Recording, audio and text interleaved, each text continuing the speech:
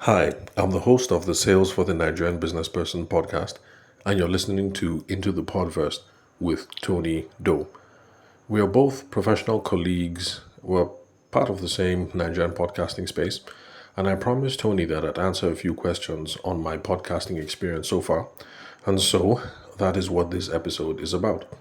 Now, first off, my inspiration for the show it was because of I realized that there's lots of time wasted by the average Nigerian person that could be used for business inspiration or for learning on the go. And what was responsible for that was spending countless hours on the fuel queues. That was back in the Good Luck Jonathan dispensation. And I must admit that it's still a concerning issue for me that it seems to be a perennial issue. So I constantly find myself stuck on a fuel queue, and I have to keep asking myself, like, again, seriously, I started this thing off years ago in these circumstances, and here I am again in the same circumstances. Apart from that, I was also motivated to share the gospel of business that I believe, which is that businesses don't die because of poor branding or because of an inability to raise capital. They die because of their inability to drive sales. So these two factors are my primary inspirations for why I started the show. Now, moments of frustration, actually, I have none because I recognize that podcasting is a young medium in Nigeria, so it's going to need time to grow. So, some of us should regard ourselves as pioneers of the trade or pioneers of the art. I mean, there are other people who have been podcasting for maybe 4, 5 years. So, for those of us who are relatively new to the game, podcasting for 2, 3 years, I think we are still pioneers. So I have no frustrations because I recognize that it's a young medium and so it's going to take time to catch on in Nigeria. I also recognize that the podcasts that have the gist format are always going to trump podcasts in the business category. So I never lose faith or I never get discouraged when gossip based podcasts or gist based podcasts seem to be popular, and then podcasts like mine that are devoted to business don't seem to be getting any popularity or traction. It's just a reality of the situation, and so for me, there's no cause for frustration there. Then the emotions that I've been going through in my podcasting journey, I would say none really. I would say my podcasting journey has been relatively flat. That's if you're going to regard my emotions. But I have to admit that there have been periods where I feel particularly elated because my thesis for the podcast is being validated. And I've seen that the longer I podcast, the easier it is for me to secure business consultation gigs and speaking gigs. So my emotions have been steady. But yes, I must admit that I do get happy or happier when I find it easier to secure professional gigs. Then, the question on how to balance the demands of podcasting life. Well, this is actually a very simple one. And my process for that actually is to keep it simple. I record with my phone only. I don't do any editing. I also don't do any retakes. And I keep my scripting simple. I have a sheet of paper and I have questions only. And because of this, it allows me to record literally anywhere. And that's the reason why today I have over 850 episodes of my show. Because I recognize that I do have a busy life, lots of demands. I'm married, I've got 2 kids, I'm self employed.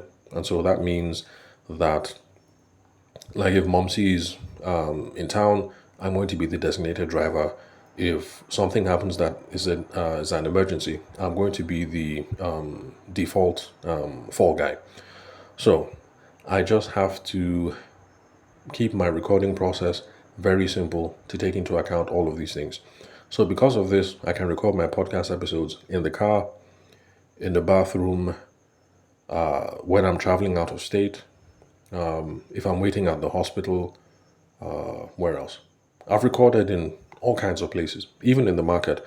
And that's because I keep my recording process simple, and that is how I balance the demands of podcasting with my everyday personal and professional life. Then, how do I keep podcasting? Well, what keeps me going is the desire to educate folks. So that keeps me going.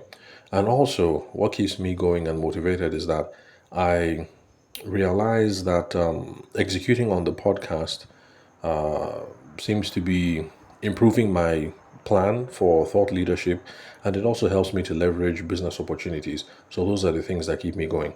I want to keep educating people, and the more I podcast, I see that the more thought leadership I'm putting out there, and it's allowing me to leverage those opportunities for business growth.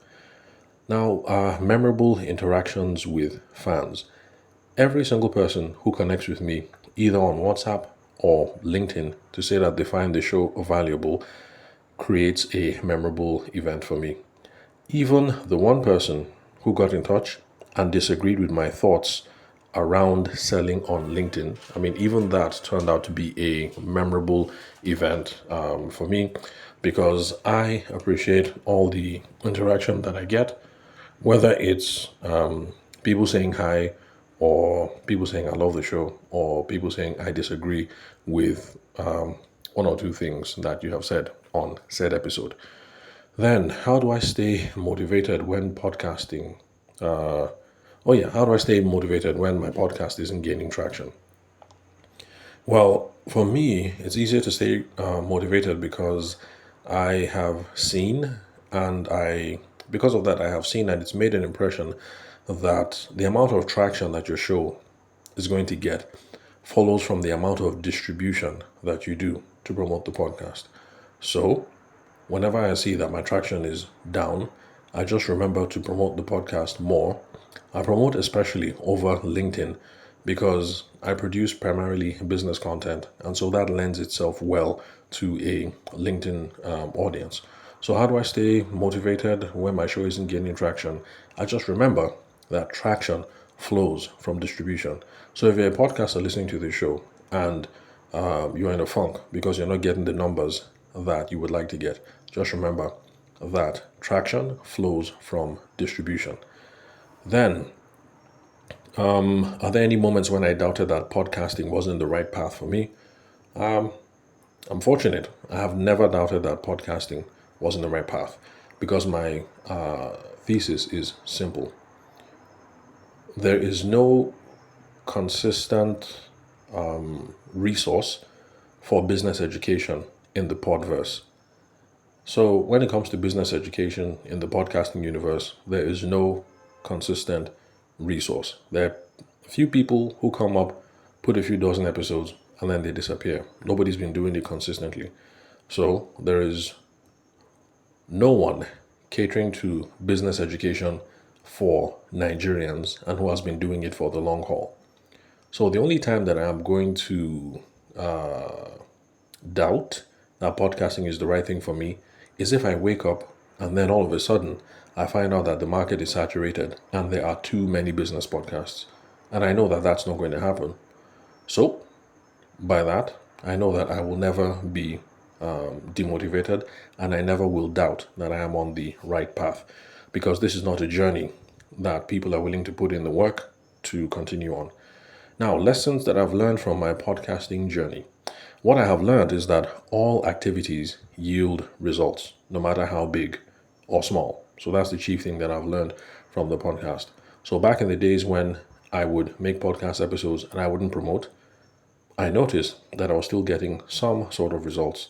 Now, the best results have come when I promote my podcast the most. I pay attention to the distribution channels. That is where I get the best results. But I've learned that no matter no matter the activities you do, there will be some result, no matter how big or small, and whether you like it or you don't. Podcasting has taught me that there's no such thing as wasted effort. Now, how do I define success in podcasting?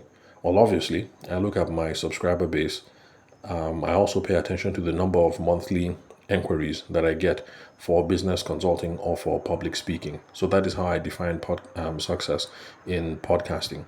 Well, I've noticed that hanging around my colleagues in the podcasting space and people who are voice artists, it looks like people judge my success also by the longevity that I've had, because I have over 850 episodes up on the podcast for now. But for me, it's primarily subscribers and then monthly inquiries that I get from business consulting. In other words, if the number of subscribers doesn't seem to rise every month, but the number of inquiries that I get for business consulting seems to rise, then I would say I'm good. Let's see. Okay, I think those are the questions from Tony so far that I think I could that relate to me and that I could provide an answer. So if you love what you hear so far, then please connect with me on LinkedIn. My name is Tavishima Ayede. I am the host of the show. That's the Sales for the Nigerian Business Person. If you'd like to connect with me, you can confirm the spelling of my name from the show notes from this particular episode.